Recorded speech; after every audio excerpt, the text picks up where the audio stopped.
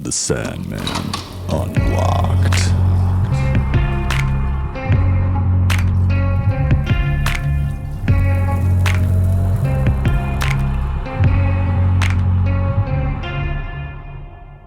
Hello, dreamers, and welcome to another episode of The Sandman Unlocked.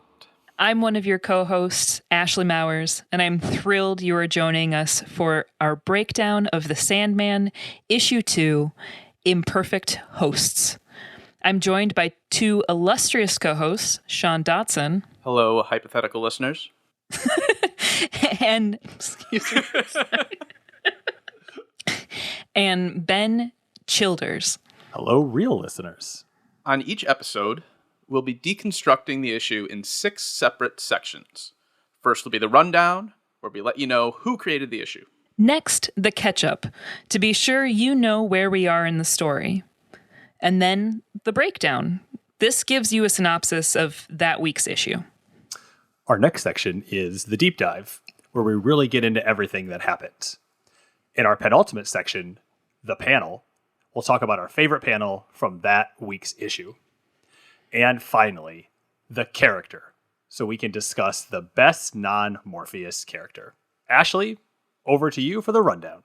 Thanks, Ben. So the team that we've got for this issue, story by Neil Gaiman, that's probably going to be, get used to hearing that. That's probably going to be the standard.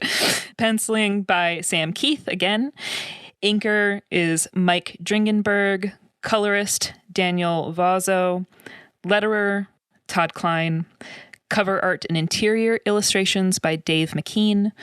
Assistant editing by Art Young. And the editor, Karen Berger. Sean, give us the catch-up.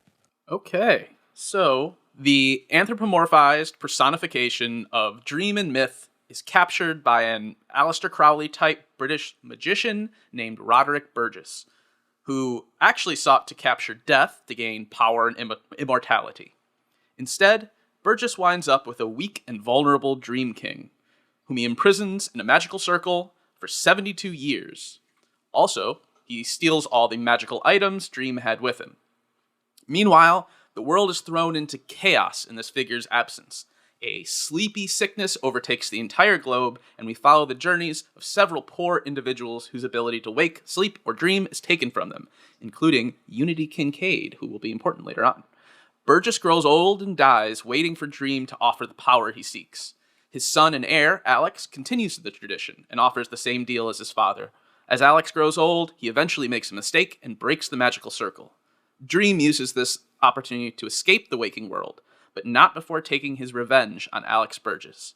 Alex is condemned to the nightmare of eternal waking, experiencing that horrible nightmare where you think you've woken up only to find yourself still within a dream for the rest of his life and possibly beyond. Ben, let's do the breakdown. Excellent. So in this issue, what we see is that Morpheus arrives back in the dreaming and is reunited with multiple fan favorite characters, including Cain, Abel, and Lucian, who I'm sure we'll talk about all 3 of those later on in this episode and in many episodes in the future. We also get introduced to Dr. Destiny. Anyone called out with that kind of name is definitely going to play an impactful role. We're just not exactly sure what Dr. Destiny is going to be in terms of how the comics go. We then have Morpheus call upon the Hecate, also called the Furies, the Witches, or the Kindly Ones. They are known as One Who Is 3, and they control the fates and will be instrumental in the entirety of the story. At the end, from the Hecate, he learns the basic whereabouts of his 3 items. Who has the ruby, who has the helmet, and who has his sand pouch. And with that, he sets off to get his first item, the sand pouch. Let's jump into the deep dive. Ashley, let's start with you. All right. So, shocking no one, I'm pretty curious to discuss Cain and Abel and their inclusion in this whole series.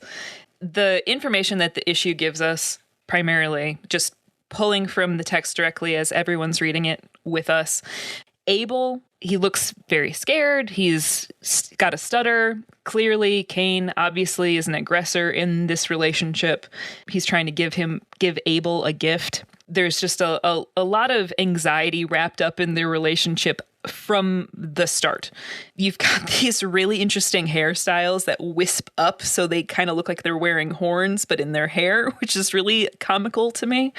But what particularly stood out to me, just based on what the text gives us, is that Abel describes himself as the victim of the story in Cain and Abel, and that the story of Cain and Abel is referred to as the quote-unquote first story, which if that to him is the first story, then that means that there are a lot of stories that weren't the first story, namely the Genesis creation myth.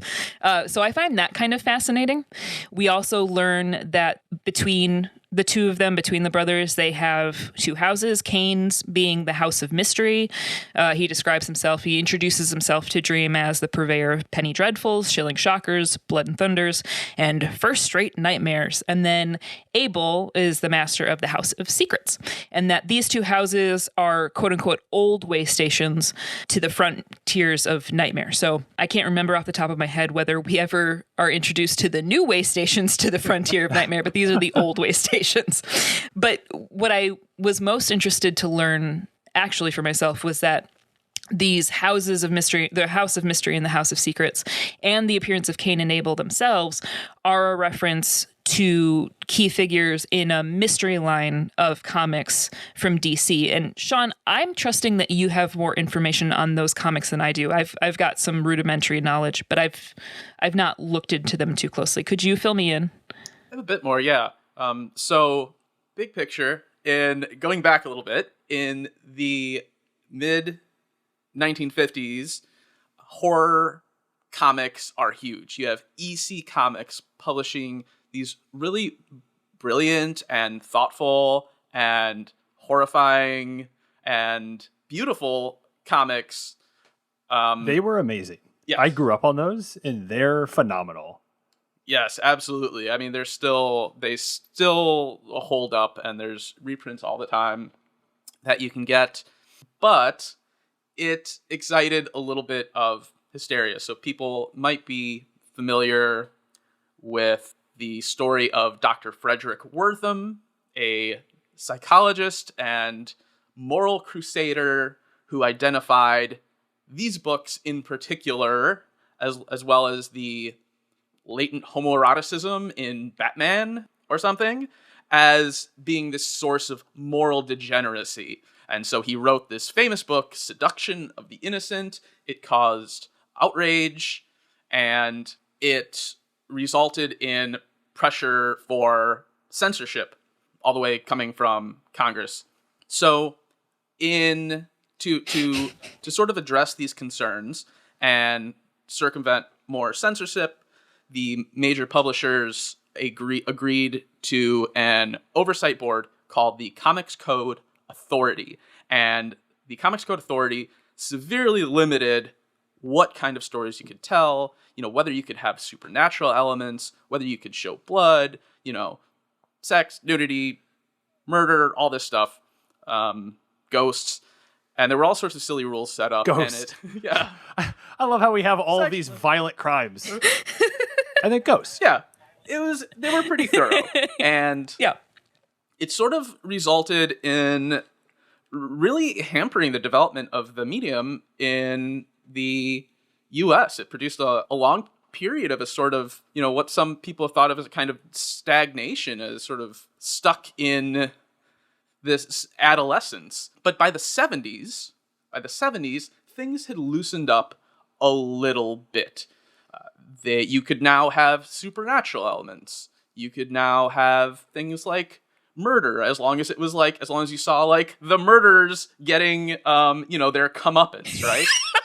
So the 70s produced this kind of new wave of horror-themed books. And DC came out with several of them. And each of them had this sort of supernatural, ghoulish host, right?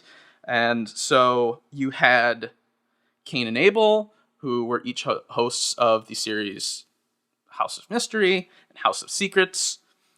You had the Witching Hour, which was hosted by the three witches that we see, the Hecate, and then a very short run series called Tales of Ghost Castle, which I think only lasted like 3 issues, but that one was hosted by Lucian. Oh, cool. And so, much like the last issue we read was Neil Gaiman's take on the classical British horror story, this issue was his ode to those 1970s DC horror comics that he would have grown up with. Did that fill it in for you, Ashley? It did. That was really helpful because I remember the first time I ever read The Sandman encountering Cain and Abel. I was like, well, that's not the story at all. Why is Abel being damned to hell? Like, I remember being really perplexed by it and not understanding at all how they were fitting it in, especially after having read American Gods. I was like, I know Neil Gaiman knows. I know he knows the lore. I know he knows his Bible. This is not on.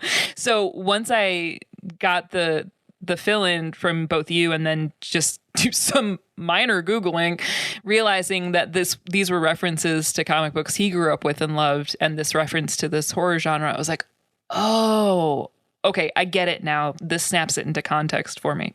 The cover that's coming to mind from those comics is a picture of, it's when the House of Mystery was shut down. They stopped producing it for a bit, and it's Cain moving out of the House of Mystery and Gregory's behind him, and he's got his 2 suitcases, and I feel like you never see Cain look more low than when he's trying to move out of his own house.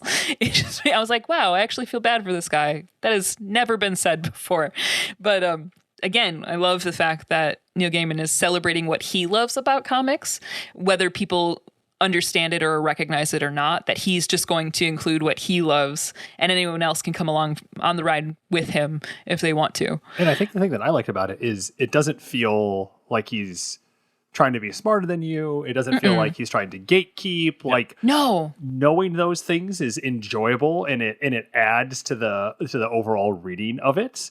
But not knowing that and just being like, Cain and Abel, I know them from the Bible, and one of them killed the other one, and one of them still seems to be killing the other one, and they got some gargoyles, and okay, sure, like they're here, like why not? I mean, it's the dreaming, and so it doesn't detract to not know about, canonically in DC why Cain and Abel are there. Mm-hmm.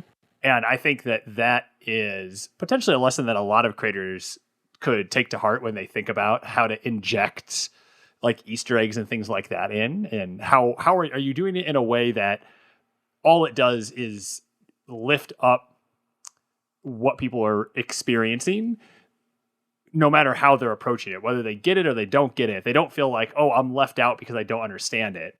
Mm-hmm. It's like, oh, right, like they serve the purpose here, and I get what they're doing here, and I don't have any background knowledge, and I'm still able to enjoy what they do. It's not like I'm kind of like, oh, I'm lost, or I don't quite get what they're trying to do with it. But if you do know more, then it's really exciting to be like, oh, I totally see what they're doing here. Yeah, I love any moments where we see Neil Gaiman's unadulterated enthusiasm for his own medium, and the fact that he can just sort of like throw himself into being a full-blown nerd, and everyone else can celebrate that because they're also nerds if they're reading this, is just really beautiful in its own way. But you mentioned context of the story of Cain and Abel. And guess what I've got? I got some context on the story of Cain and Abel just to flesh it out, because there are a lot of misconceptions not based on these characters. These characters kind of stand alone. The reason I bring it up is because Gaiman also is a nerd for myth and legend, and he's actually taking, these comic book characters that he's celebrating here from the House of Mysteries and the House of Secrets, and he does inject more biblical scholarship into them, as he does with anything anytime he references any folklore or myth or any scripture from any other religion. He adds more into it to flesh it out further. And you see this in further issues, but it's really fascinating in that regard because he's deepening these characters that were just kind of like crypt keeper hosts, essentially. And I like the fact that he gives them more dimension, more depth. So for anybody who's unaware, because I'm not going to assume that you just have a Bible on hand or that you read it frequently, but you can find the story of Cain and Abel in Genesis chapter 4, verses 1 through 16. So it's a short story. I believe it's so somewhere early. near the front, right? Yeah, Of the whole book. Yeah. You're right on it. You're so good. I know. Yeah. And so you kind of get the sense, oh, okay, Abel says this is the first story, which is interesting, but it is near the front, as Sean said. So even if you were like, say you're at your mom's house, you're visiting for the weekend, I'm sure you could like snag whatever Bible off the shelf. You'd be able to find this, no problem. Just page through the first couple pages. 16 verses, very short. It's funny that this is referenced as the story of Cain and Abel, because really, this is the story of Cain. Abel is barely in the story at all. He doesn't speak. He really doesn't have a role of prominence at all. He is a victim of murder, but he doesn't have any sort of active role in the story at all. It's really a story about Cain's relationship with God. So when Cain is born, we get conception, we get birth, we get his naming. We get, his name means I've produced a man with the help of the Lord. Abel's name, the Hebrew word is hevel, which is the same word used in Ecclesiastes. Shout out to Solomon again, just a throwback. It's the same word for nothing, just emptiness, like nothing, meaninglessness. So Abel's name means nothing. So he doesn't matter. We don't get his birth story, his origin story. He's the second born. He doesn't matter as much. Breath, vapor, smoke. That's what his name means. Wow. And again, Abel doesn't speak once, so it's kind of fitting to that name. And if you know anything about being the firstborn, you're the one that would receive the inheritance. You're the one that would be responsible for the family line. So Abel doesn't matter to the concept of a legacy in any case. But despite that, you see him very humbly sacrifice his first fruits. He's a shepherd, so he's taking the best and the first from his flock and using that as a sacrifice and worship. Cain, and people, again, misinterpret this quite a bit. Cain is a farmer, and he basically just throws God a bone. He takes whatever he has, and he's like, yeah, here's some fruit and vegetables. Take it or leave it. I don't really care.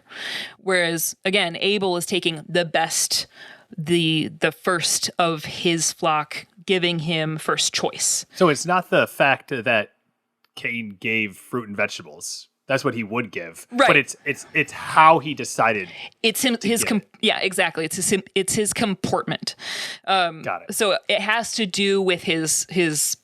Ultimately his emotional and spiritual posture towards God. Not so much that God is a dick and didn't want to eat his vegetables, which is frequently, the interpretation that people come to me like, why was God so mean to Cain? And it's like, well, really, if you took Cain and looked at his station in life, you could kind of liken him to like a trust fund kid that's just being really bratty and doesn't want to. He just doesn't want to. He's like, I worked hard for this. Here's some stuff. Take it or leave it. Worked hard was in quotes. Yeah, exactly. That's exactly it. So when Cain then gets angry and kills Abel, that's kind of befitting his character. You assume he probably has a temper. He's not exactly the most positively dispositioned person in the family. That's just, again, how the fable goes, how this myth continues is that he's just kind of a crappy guy. And despite his constant flaws, despite him killing his own brother, God spares him. And even then, as God spares him, Cain complains about being spared. He's like, I'm going to get killed. You're condemning me to a life of wandering. I'm going to get murdered immediately. And God's just like, no, my guy, you're not. Like, here, will this make you feel better? And he marking him, like setting him aside and saving him, not being like, I'm going to mark you and people are going to see this and you're going to have this ugly birthmark on your forehead and you're going to be like, it's a warning sign. It's, I am setting you aside and I'm claiming you still. You're just not going to be with your family anymore. You're going to have to work this out. And he doesn't even go very far. He just goes east of Eden to the land of Nod. And the land of Nod means wandering. So he's condemned to wander for the rest of his life, to be a nomad. And he's still lives on to be fruitful. He finds a wife, he has a family, and it's very clear as they, share in the stories as they would as a nomadic society, sharing these stories of their origin. They share the story of Cain, and they even talk about God sparing him. God says, whoever harms you, I will avenge sevenfold. Well, Lamech, who is a later ancestor, says, if Cain was avenged sevenfold, I'll be avenged 77-fold. So like they double down on it. So this is like kind of their thing is vengeance and violence. So you see that then depicted in the comic is just being this constant aggressor, which I find really interesting. The thing that is then curious to me is why Abel would be personified as this perpetual victim, because that doesn't feel very fair because he's not done anything. Again, as far as the lore is concerned, as a character, fascinating. You would need some sort of like target for Cain to be fully Cain as a character. But that's just giving some nerdy background as to that story and where we get those tropes from. Actually, because you brought up, that calling it the first story. Like, what do you make of that? Well, that's what's so fascinating to me. I've read a few things where it's suggested that Cain and Abel, as depicted in The Dreaming, aren't the real Cain and Abel, that they are like the figments, the sort of fables elaborated on or extrapolated from the original source material. So then it makes me wonder if the creation myth is not included because they're not treating it like a story, they're treating it as fact. And we see that kind of like in some of the other ways biblical narrative is sprinkled throughout, what's treated as like a real place or a real, just like a known fact within the fabric of reality. That's separate from the dreaming. You've got these dreamscapes that exist. And so I'm wondering if either Cain and Abel in The Dreaming are just those figments, the sort of extrapolations from the, faulty memories of these stories, or if they're suggesting that this myth is a story, but the creation myth with Adam and Eve is like fact. And wonder if that's how they're as they're structuring this reality in Neil Gaiman's world of dreaming and the eternal, the endless, etc. If that's how he's kind of parsing it out, is separating these two. Like, yes, this is real. This is a story, though. I had always thought that maybe they're calling themselves, the first story, based off chapter 4 in the Bible. So it is pretty early on. And I just wonder on how the story unfolds compared to the prior 3 chapters where you have the creation, you have Adam and Eve, right? And then it's kind of like, so you have these players that are incarnate right from like, God creating it. And then you have, Cain coming in and Abel coming in and are created, from like actual people, right? Mm-hmm. And so they're actually able to have an actual story because they exist as like people, whereas Adam and Eve, by definition, can't be people because they didn't come from people. And I wonder if that's how they kind of like call themselves the first story. Yeah, well, and that would be interesting too, because Genesis opens with this epic poetry, and then there are actually 2 creation stories. So there's the one that describes God's relationship with man or humankind, and then the one that describes humankind's relationship with the world around them. And they're written differently to suggest that there could possibly be more than one author between those two and like what's been, collaborated on. There could also just be, okay, how are we going to parse out 2 creation stories? And what are we going to sort out as fact versus fiction or myth versus dreamscape in some case? Because we know that Eve is in The Dreaming, correct? There's some sort of like weird relationship there. And I know Seth comes up eventually as well. Yes. They refer to her as the Raven woman yes. in this issue. Yeah. That's right. Yeah. Just fascinating behavior. Fascinating. Sean, let's push over to you. What'd you have on your docket for the deep dive? For this issue, I want to talk a little bit about Neil Gaiman's approach to the series and the existence of this book in a marketplace where it has to sell copies, right? Typically, there's a pretty steep dip from the sale of an issue 1, which lots of people might pick up and try out and see what's going on, to those subsequent issues, those 2s, 3s, 4s, etc. And I kind of felt like he really understood that fact in creating this issue and just threw so much out there. Like, it's a world-building issue, obviously, but I'm thinking there's also this thing of, like, he's just dropping all these breadcrumbs to say, look at all the cool ideas I have. Don't you want to know more about this? Keep reading this series.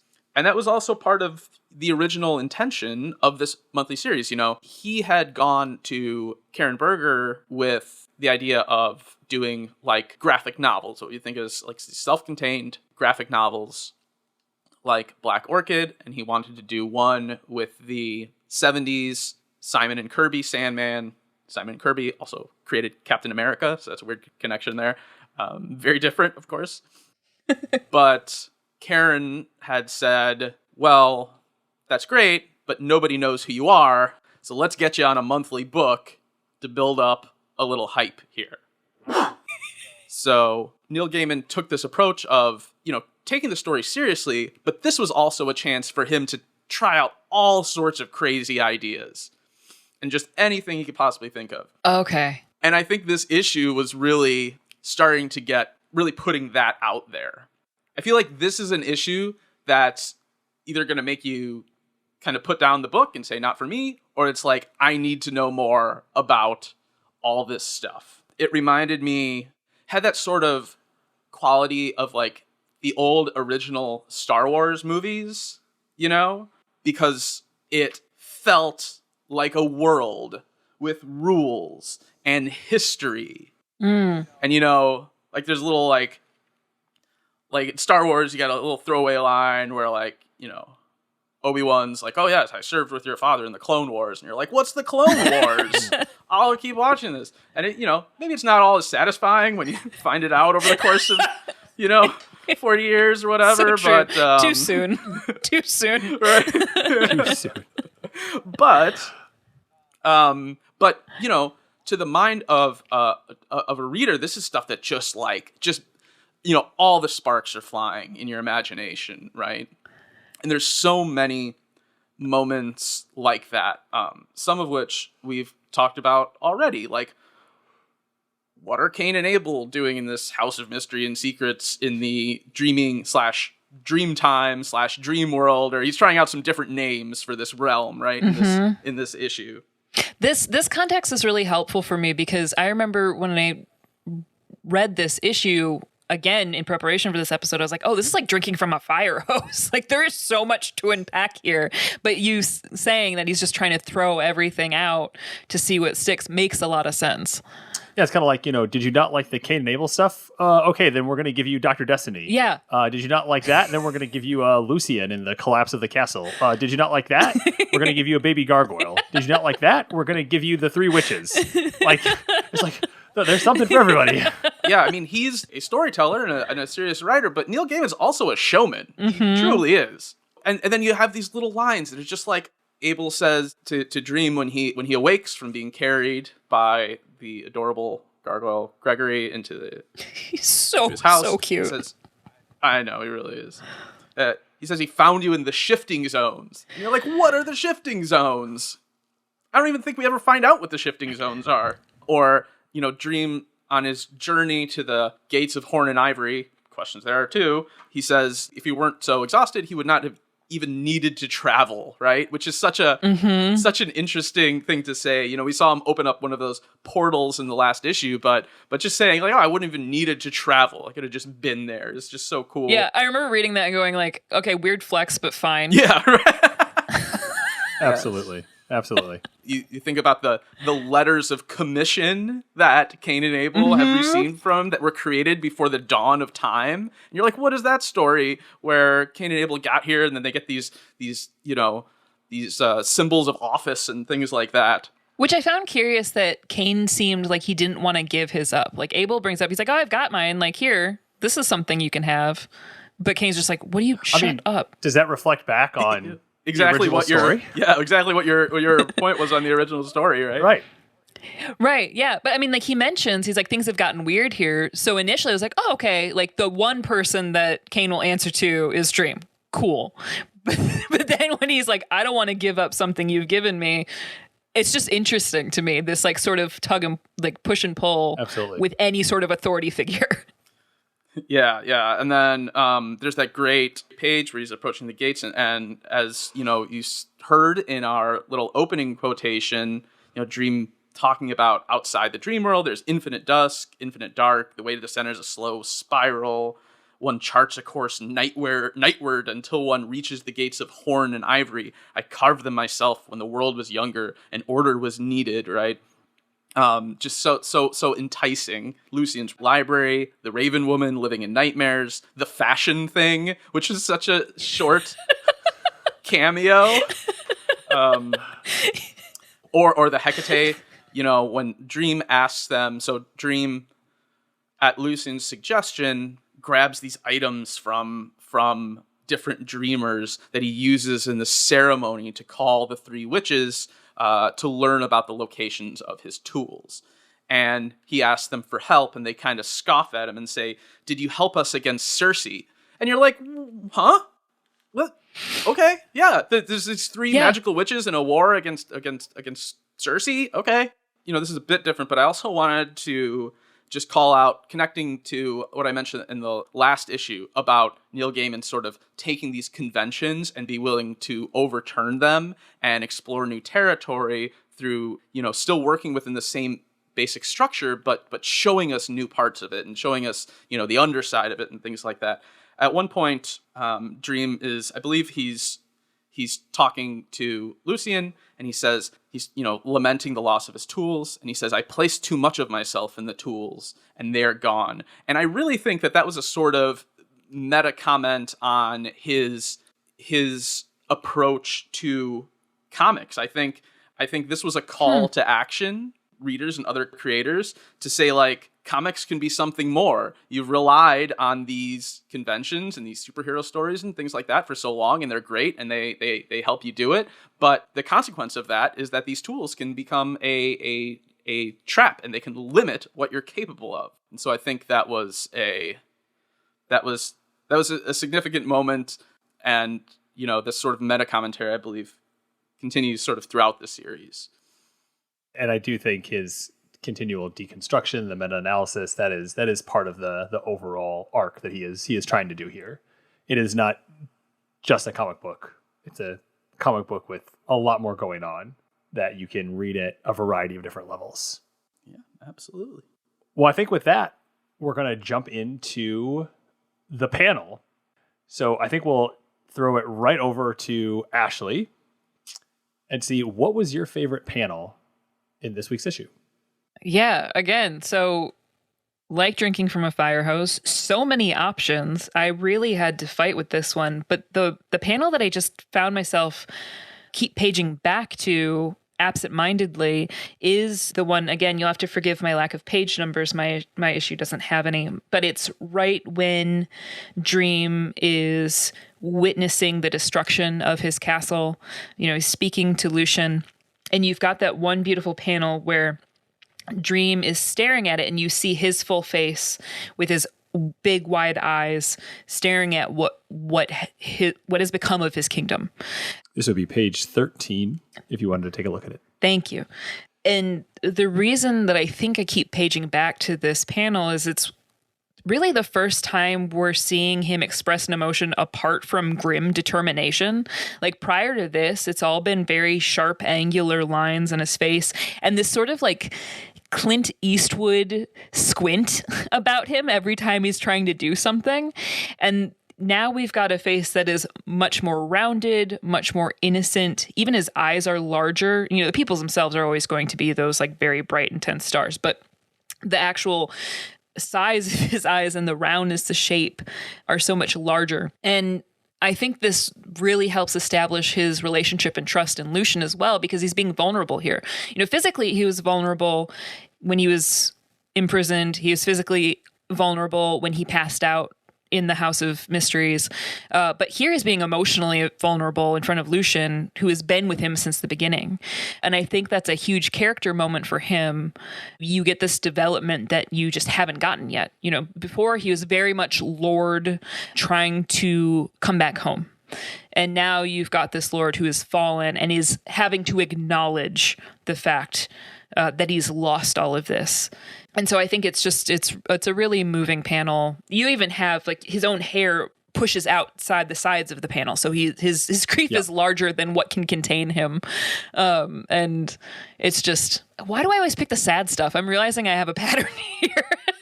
I had picked it as well. Oh, did you really? So that's what I knew what page it was on, because I was like, I'm staring at the page and you started to talk sorry. about it. No, that's why we don't let each other know what we're going to pick, because it's kind of more fun. So, Sean, taking a look at that panel, anything you pull out of that different? I think all of that is a great point. We're going to go back in this series and we're going to see the cold and haughty dream that existed previous to his imprisonment. But this is a changed being after that. But it's not like night and day, because we're going to see, exactly how much he struggles with that and the sort of long-term consequences of it'll be a while before we see moments of vulnerability again, right? Yeah. So as he regains his power and his station, he's kind of drifts back into that cold and distant figure. But there's something about this experience that has fundamentally changed him that we'll be exploring for the rest of the series. So to be honest, I was kind of drawn to that same area, but I almost want to cheat here and go with the entire previous page. The previous page where Dream is approaching his kingdom, approaching the gates of Horn and Ivy. I just think that page layout is so remarkable. Those kind of series of kind of concentric bands that get larger as you move down the page. It's such amazing perspective watching Dream walk towards us, towards the viewer from the distance, to approach those mysterious gates of Horn and Ivy.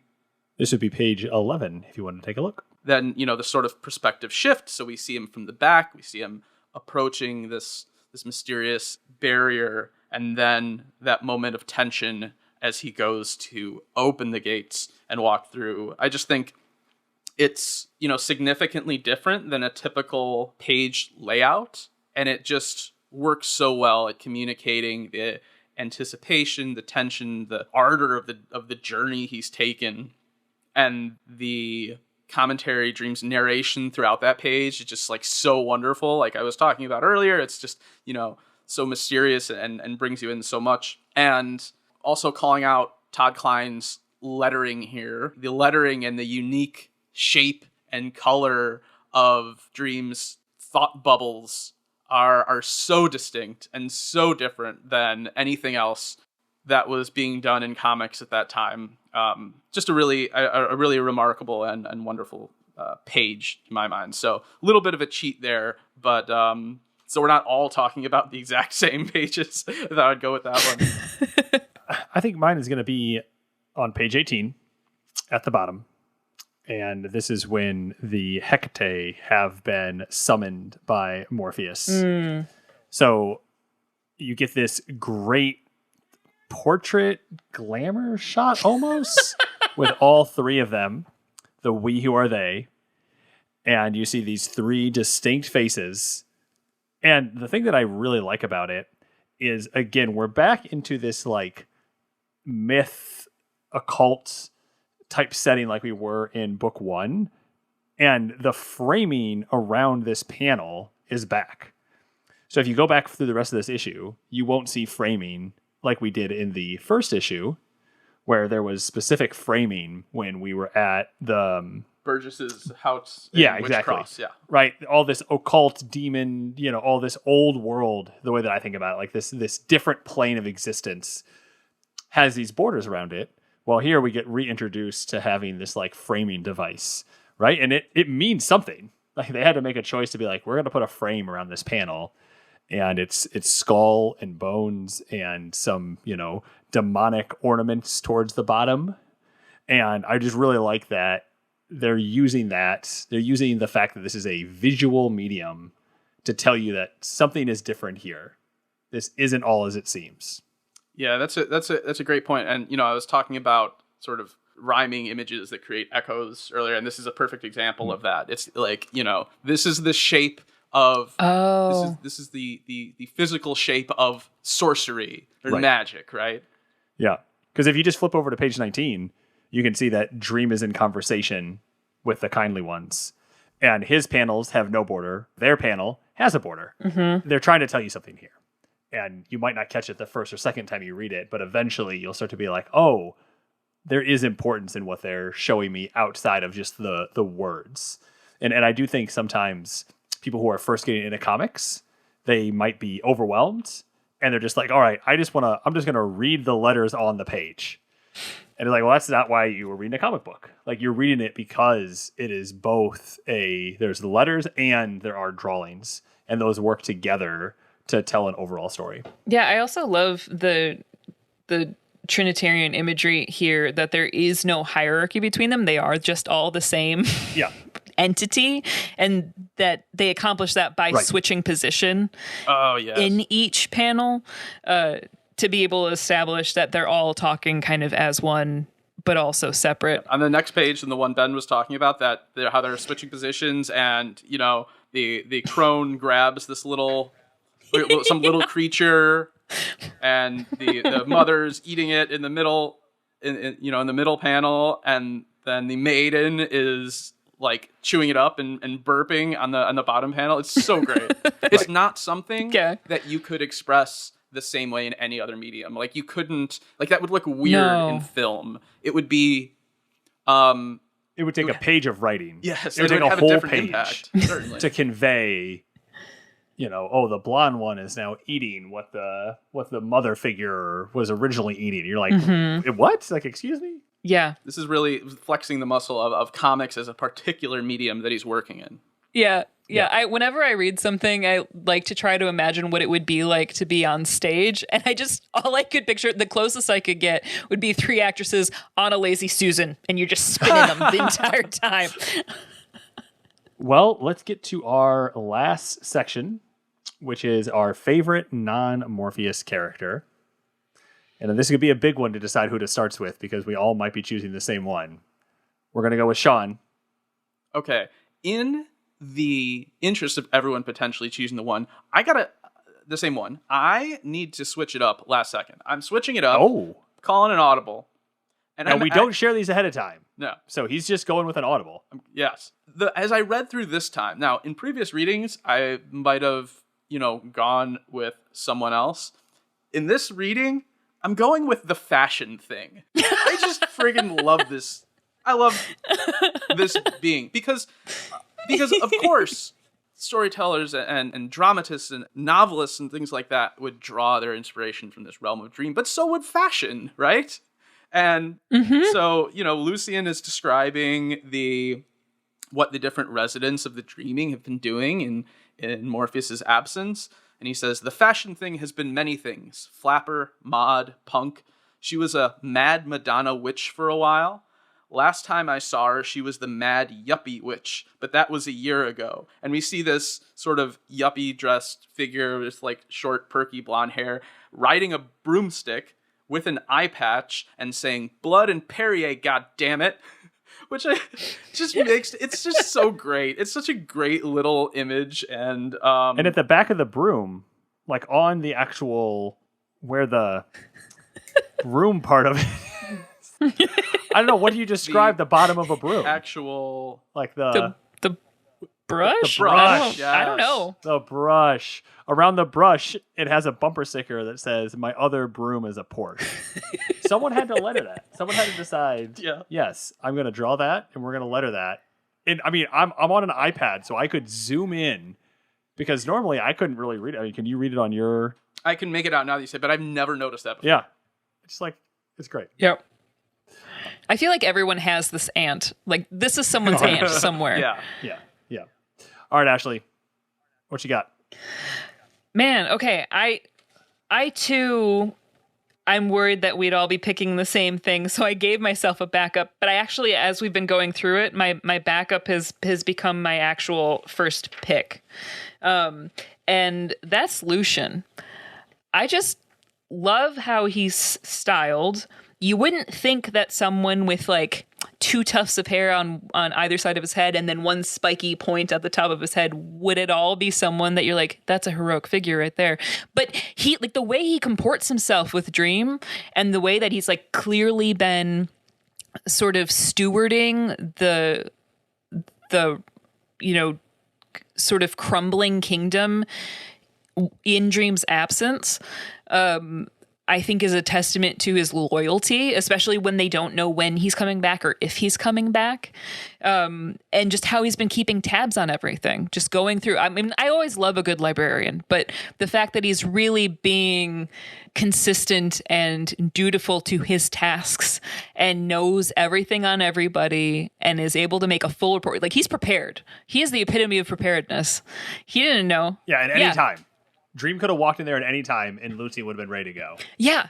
Oh, definitely. And it just, again, like the panel with his close-up face as he's giving details to this grieving Dream, it's just so gritty. Like, you could see the stubble on his face. It's the most detail of any face in this entire issue. Yeah. And just the line work alone is gorgeous.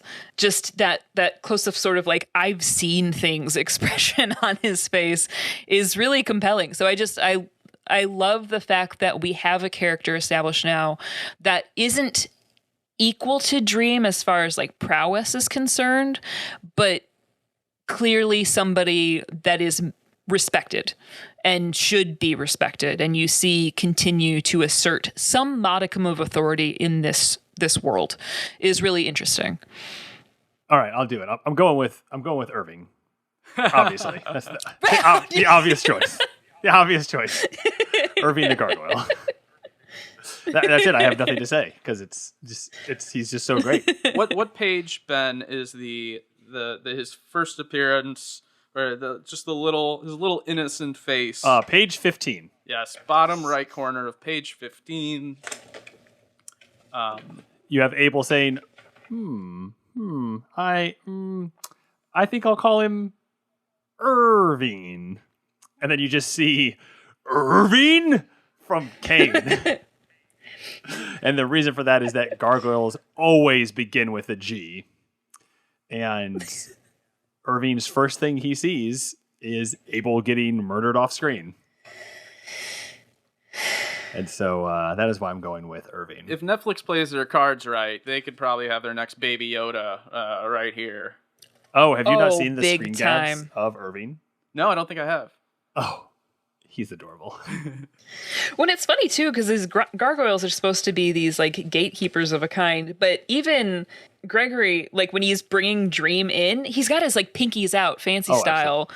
Like, as he's depositing him. Classy. So all these gargoyles, are both classy and adorable. Not very good guard dogs. One of the things that Sam Keith is really great at is just monster design. I mean, I believe that's why, when we get to issue 4, that's basically why that issue exists, because Sam Keith just draws such cool monsters. They are able to communicate such a diverse array of a sense of themselves in his designs. It's just wonderful. Mm-hmm. All right, before we wrap, any honorable mentions that anybody wanted to throw out here before we get out of here? I just have a quick question that I just noticed as I was flipping back and forth between panels of Irving. When he's first hatched, we do see him with wings. On the last page of this issue, I don't see wings on him. Do we have speculations on that? Any sort of thing I might be missing? Ooh. Yeah, so if you look at that last page, you're right. You see him from the back and there aren't wings, but there are definitely wings on him when he's sitting there in his hand. I don't know. Something we'll have to keep an eye on. Ooh, yeah, interesting. I mean, I know there were a lot of like little publication errors, and in fact, there's one page. So it could just be like a publication error, or it could have just been a sort of. I tend to think it was a publication error because I feel like was there a the Starbucks penciler, cup left in a panel? Yeah, right. But there's one page in the German translation in a later issue. The German translation, I saw this in Highbender's Sandman Companion. The person doing the German lettering in an empty panel, just like out of boredom or something, sketched a little crude drawing of Dream. And then the publisher, thinking that was intended to be in there, actually published that. So in the intended version, it's an empty blank white panel. If you get the German version, there's this like little stick figure drawing of Dream. Oh my God, that's so funny. That's amazing. I love that. Thanks for listening to this episode of The Sandman. Unlocked. And remember, never trust the storyteller. Only trust the story.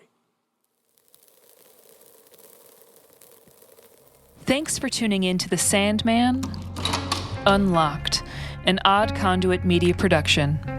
You can follow us on Twitter and Instagram at Sandman Unlocked. Join us on Discord as well. Thanks to our show producer, Patrick Childers, and to Lieutenant Headtrip for our theme and incidental music. If you'd like to support us directly, head over to our Patreon. You can follow Ashley on Twitter at DEEDEE_K and on Instagram and TikTok at Ashley Mowers. Find Sean on Twitter at Lon Dogson and find Headtrip everywhere at LT Headtrip. You can get all of this info and more in the show notes. Make sure to follow and subscribe and review us wherever you listen. Until next time, and remember, never trust the storyteller, only trust the story.